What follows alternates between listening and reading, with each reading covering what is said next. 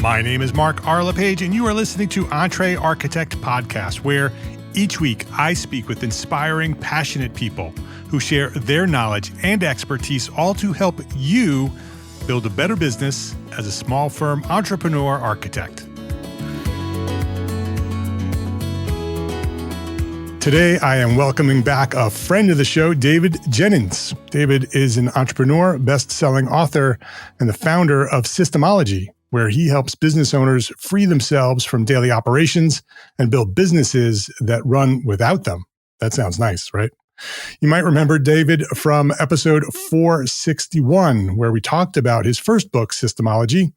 And he's back today to share insights from his brand new book, Systems Champion, a practical guide to empowering your team to take ownership, simplify your business processes, and unlock true freedom. David Jenyns, welcome back to EntreArchitect Podcast.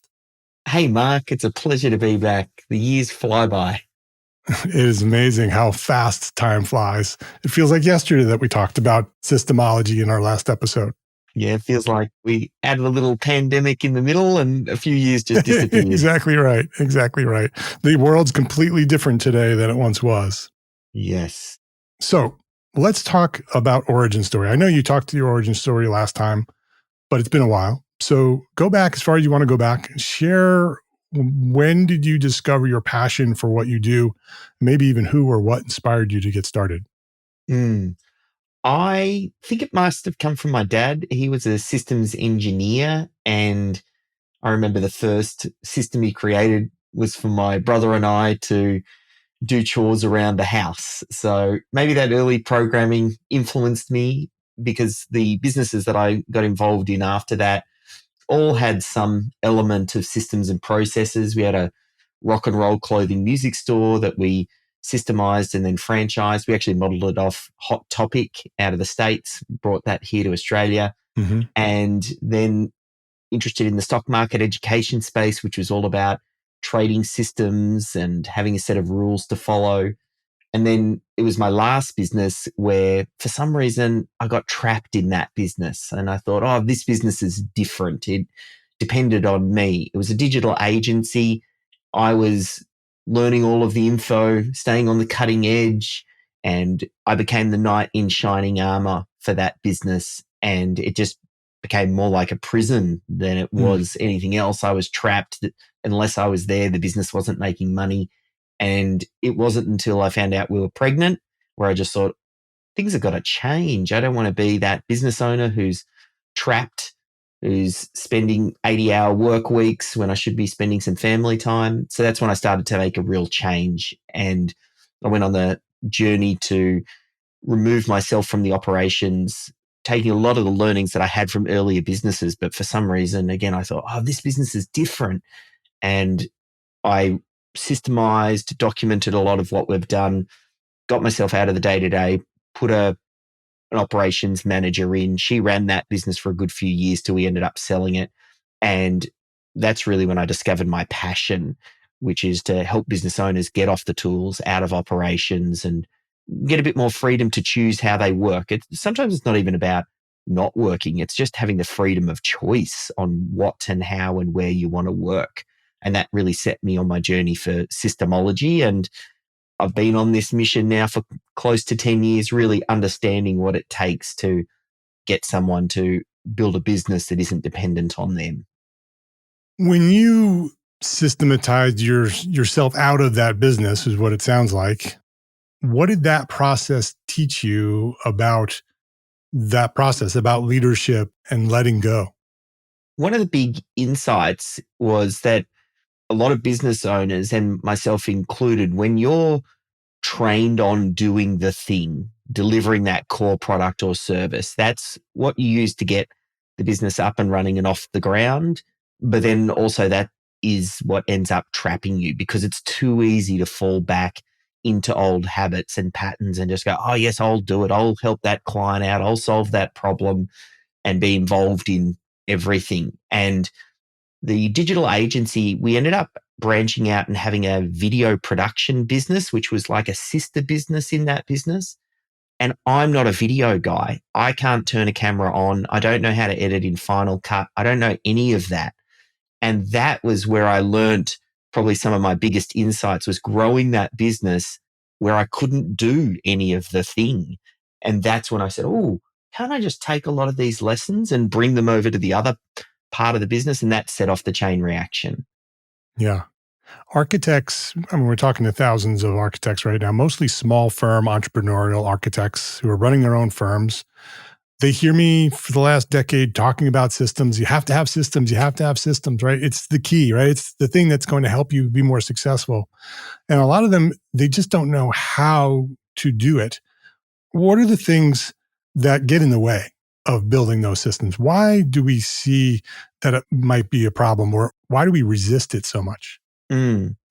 There's lots of reasons. Some of the core ones being that the business owner often doesn't have a picture in their head of what the business could look like running without them. Like a lot of architects, all they know is a business where they are the architect, Right. and they're doing the work for the client.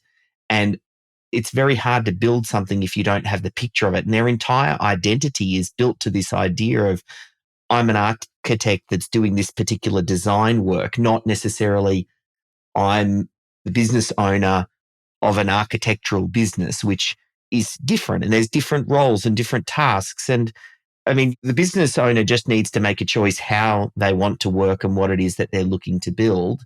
But part of it, a lot of architects also are very particular by nature. Like that's how they get great at what they do. And that can cause a lot of micromanagement and overreach, and makes it hard for them to let go of certain tasks because they want things to be done to a particular standard.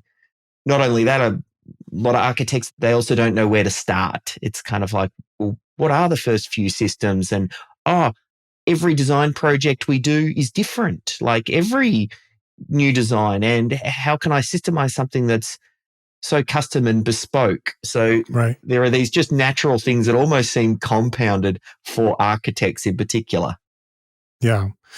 Episode 461, we talked about systemology. Can you just give us a brief overview? I highly recommend that you go back and listen to 461. But David, could you give us a little bit of an overview of what systemology is, and maybe even how it evolved into the new book and what the new book is about?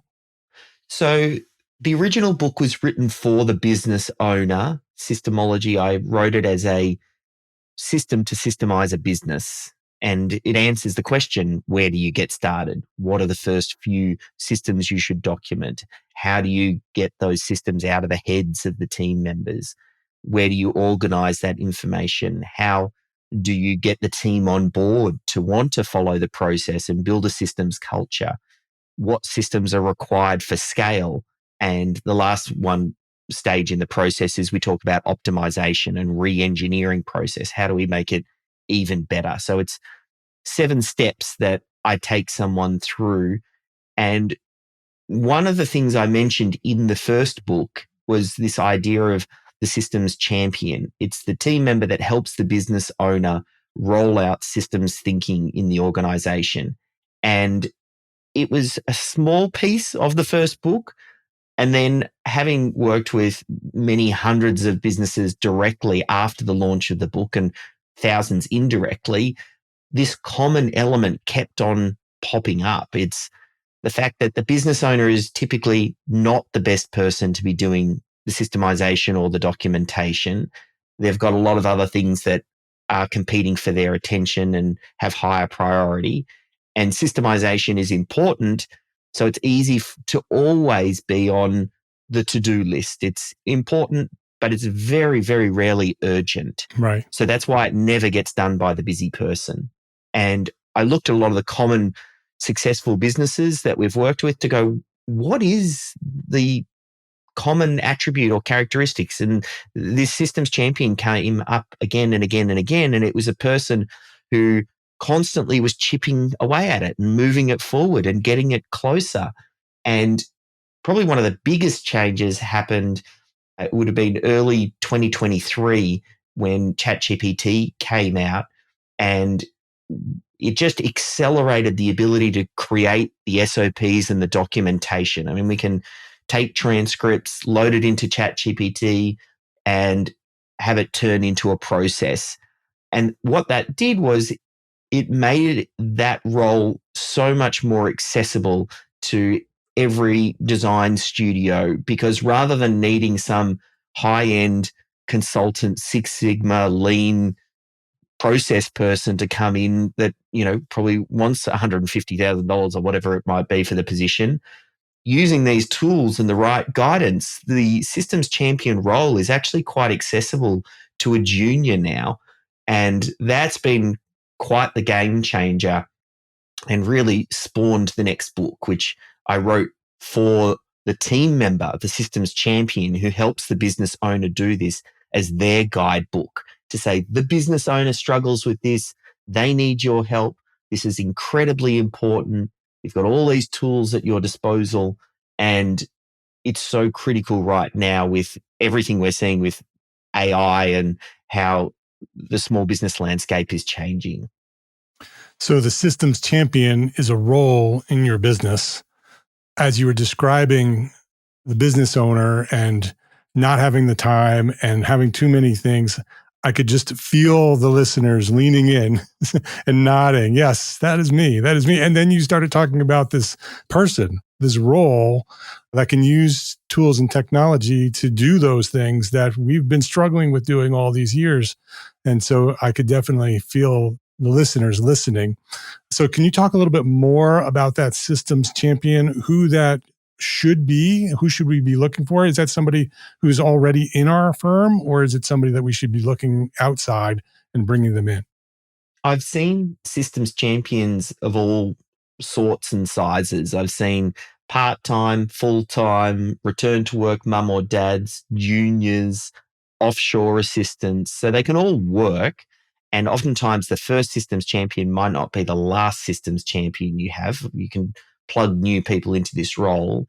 The one that I think is most effective, and the one that has worked consistently, is the junior team member. Almost think of the systems champion role like an apprentice role.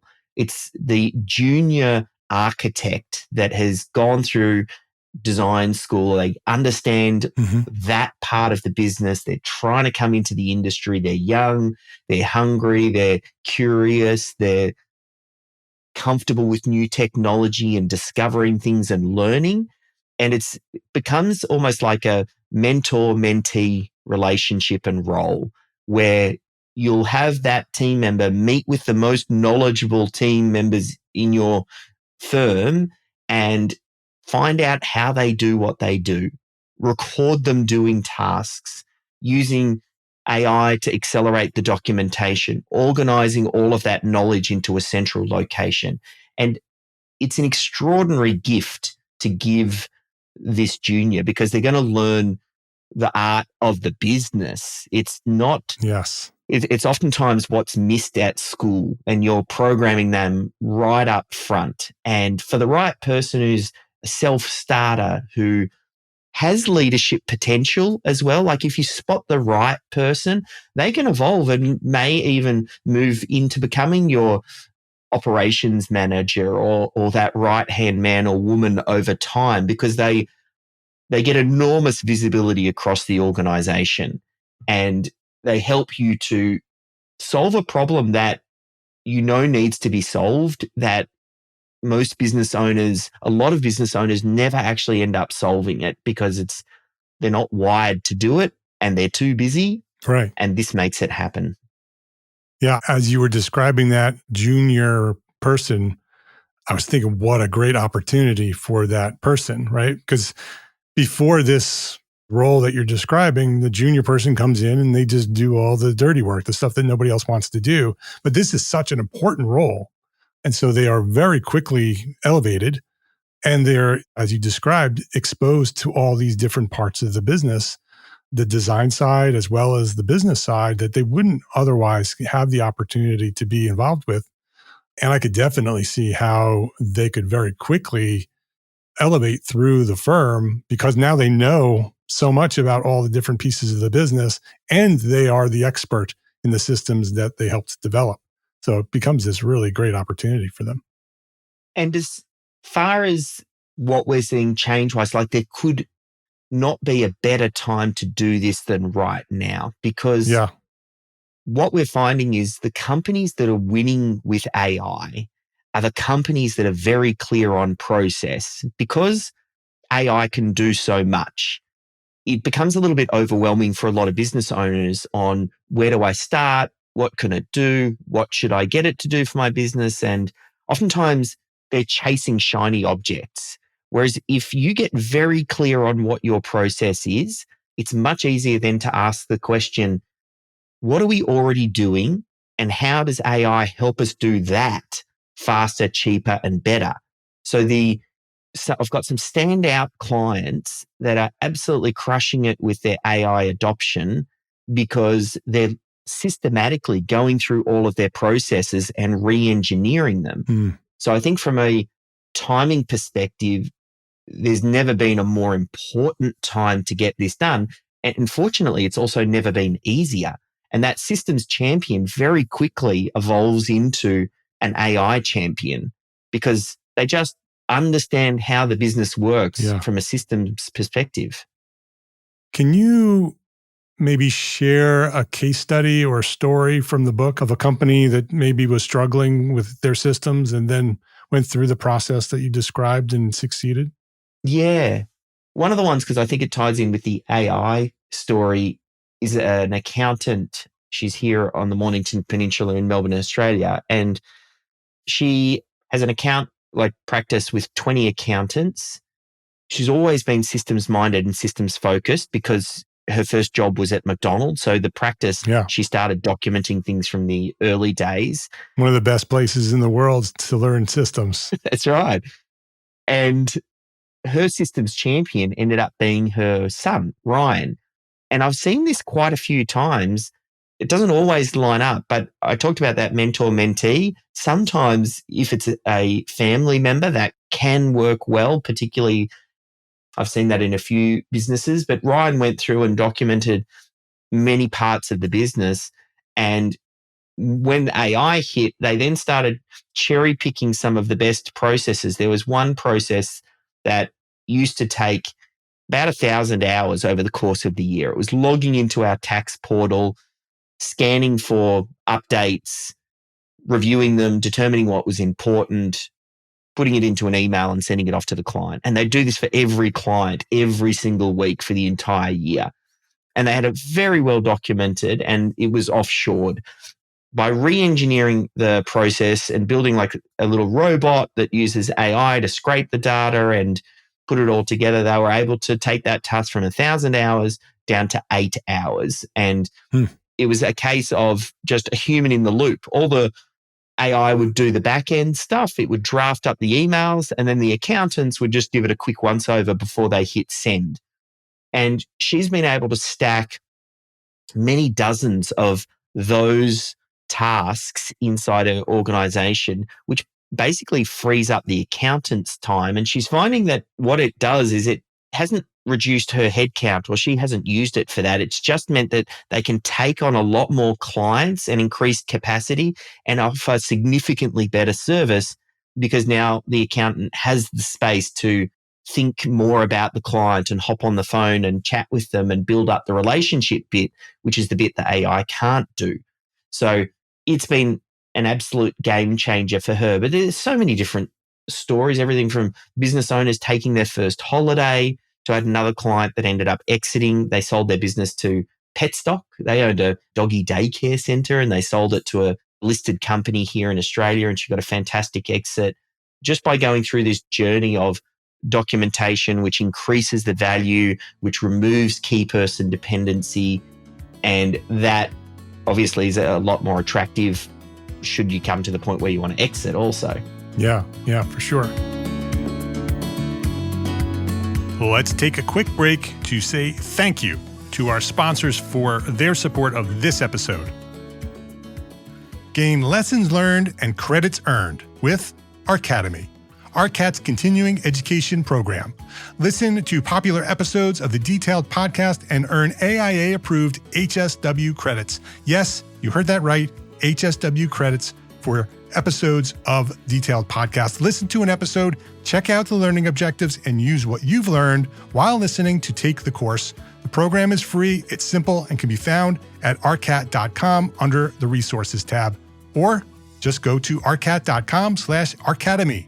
That's arcat.com/arcatemy. That's arcat.com/arcademy.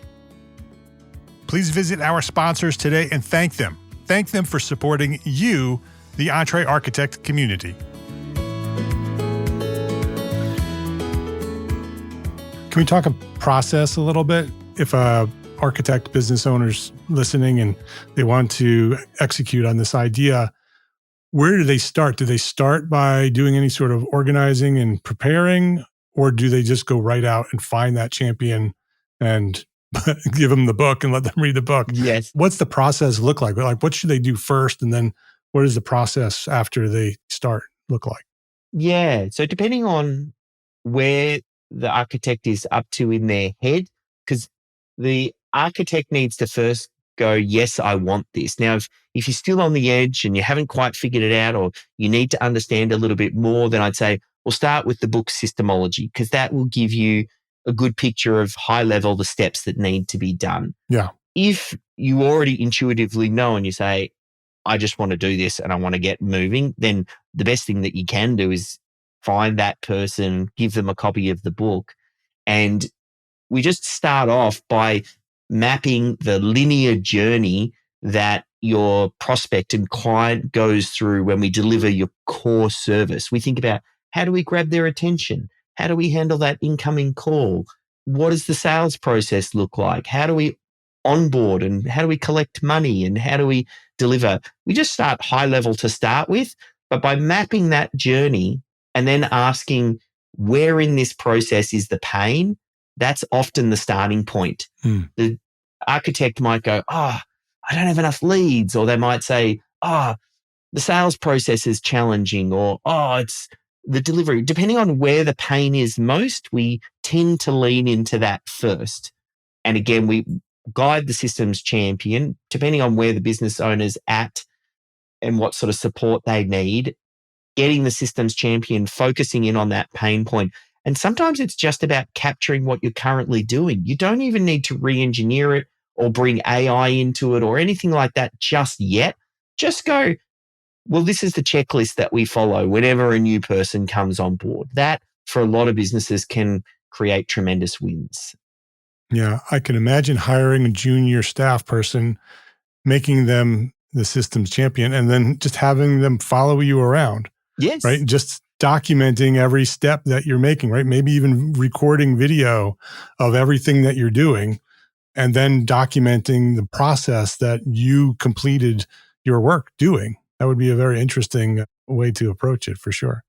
So it could be little Zoom meetings where you hop on a Zoom when you're about to do a quote for a client, you record it, and then you share the recording with the team member, the systems champion, so they can begin the process.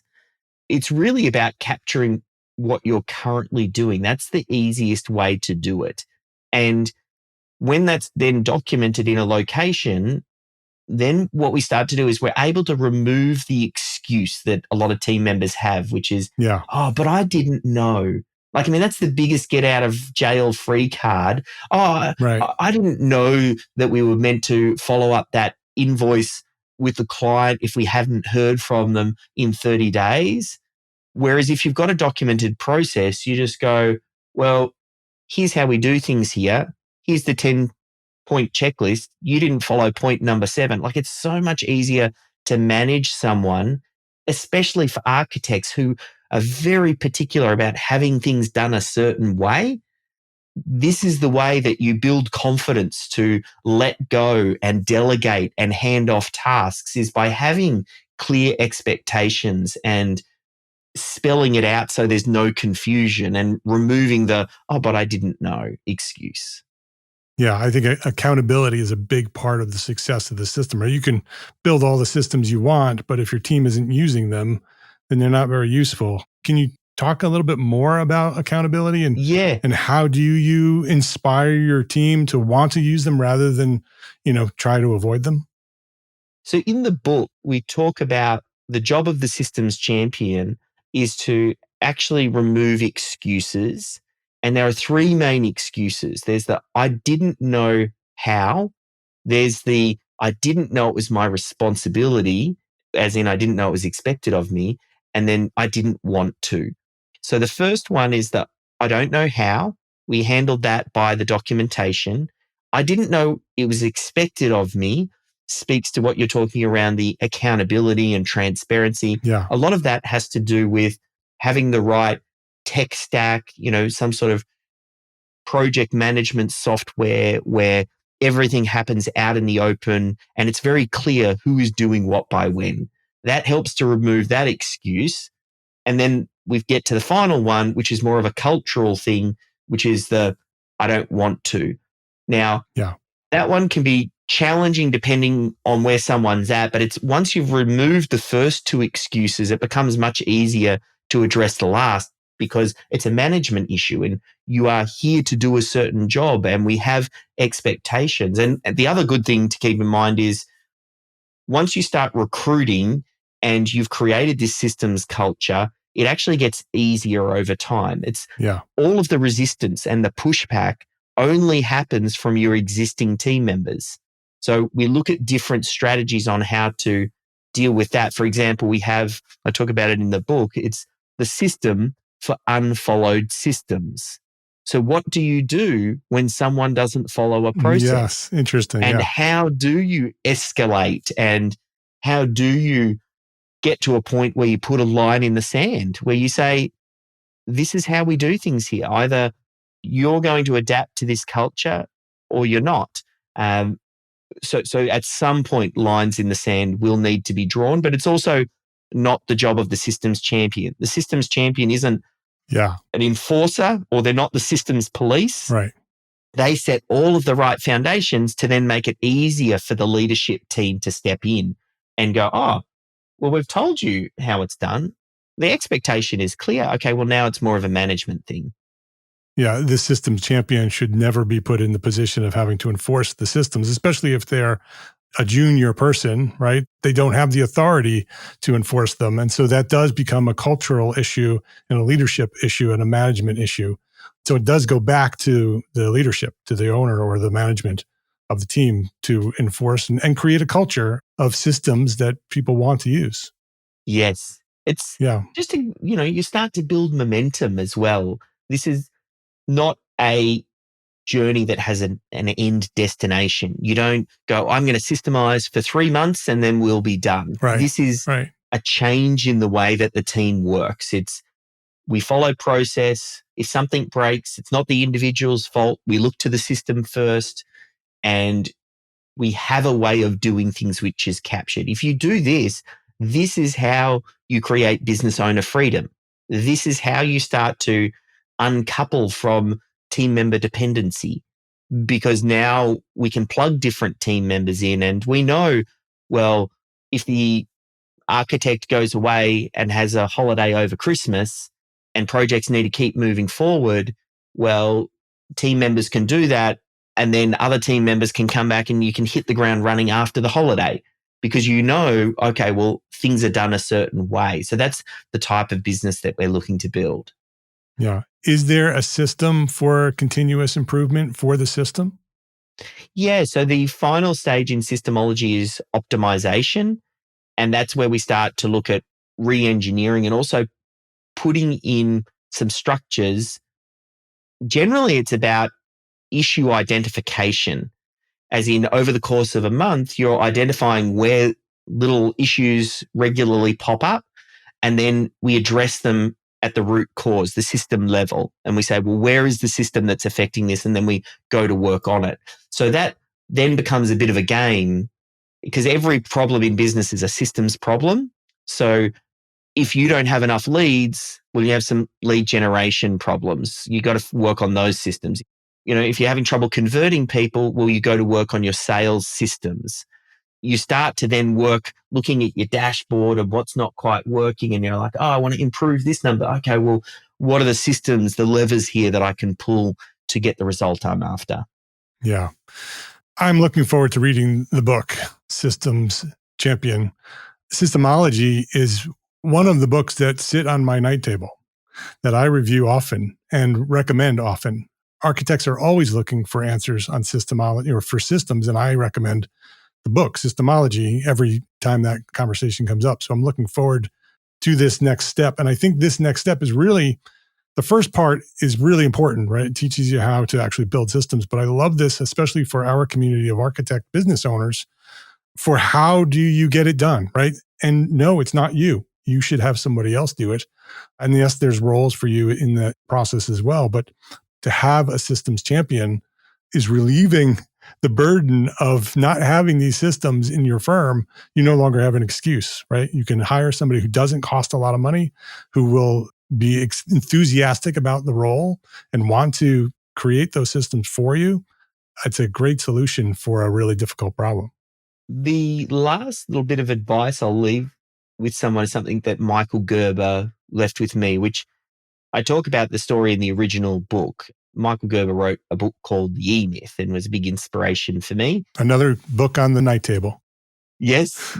So I've had the good fortune of working with him on a lot of different projects. And when he reviewed the Systemology book, he said, just one thing, Dave, be careful not to let the owner off the hook. He said, while they might not be the person who's doing the documentation, yes, they're the person who leads this. They need to show the team that, hey, this is how we do things here. I'm going to put time, money, and resources behind this because it's important. So it's just have to be careful. This is delegation, not abdication. And yes, you'll still be involved. There's a real fine line there because I want people to know, well, yes, there's certain parts. And I just had an interview with Michael that I published a couple of weeks ago. And I asked him the question. I said, you're the systems guy.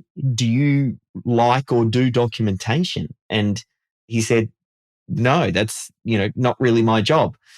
And I thought, it gives the permission to the business owner to know that they don't need to be great at systems.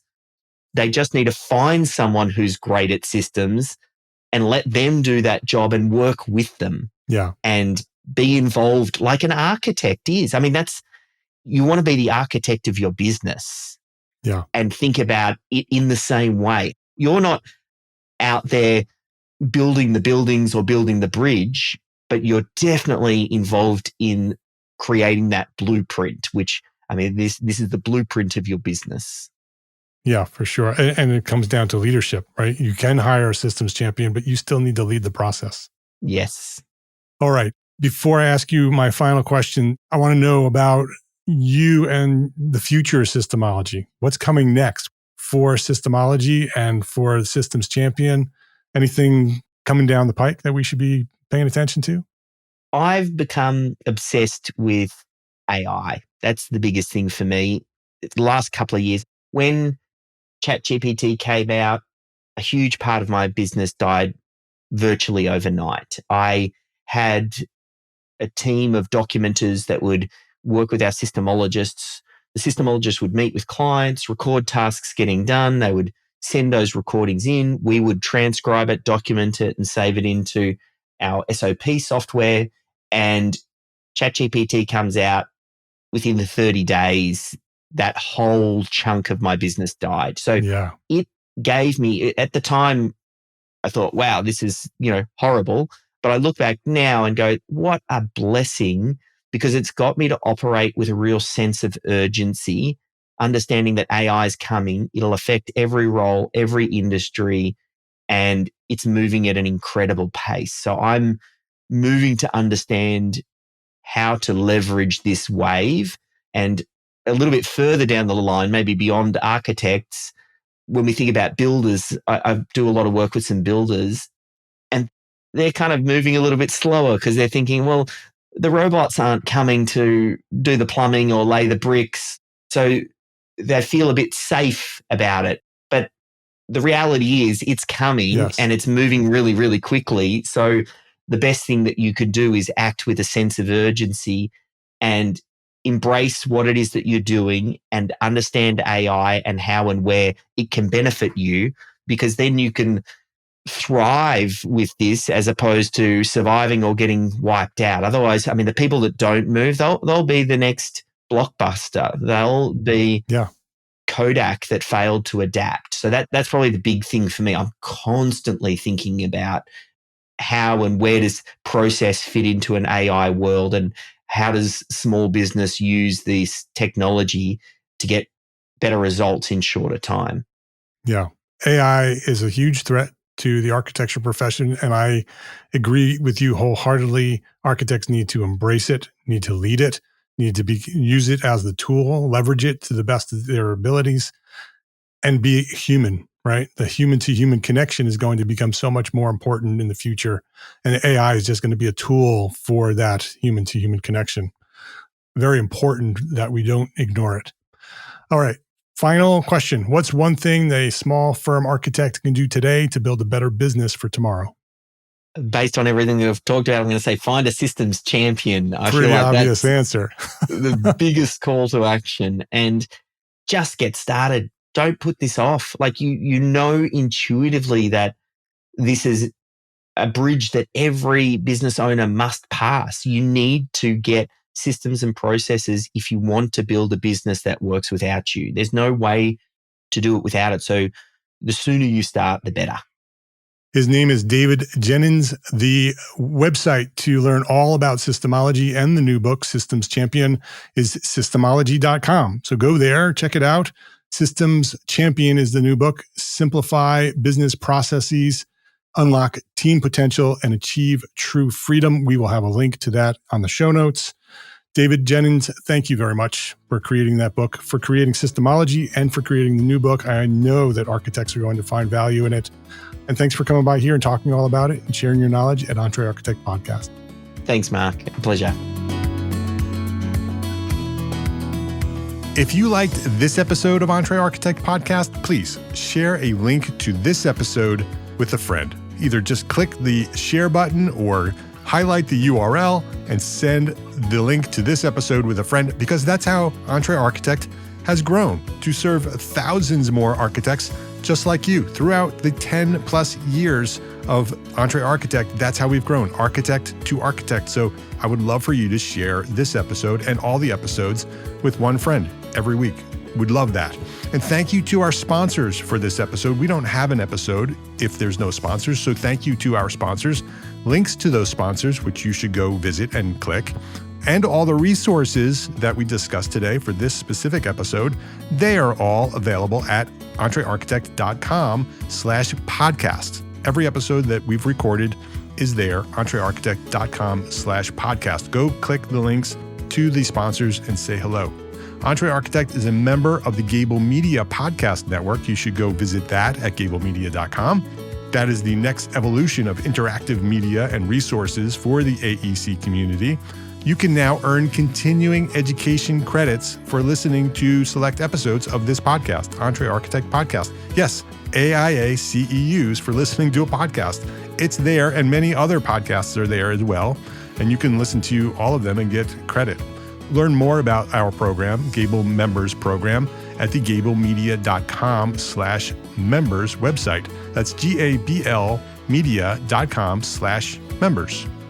And if you are a small firm architect, join us today at EntreArchitect Network.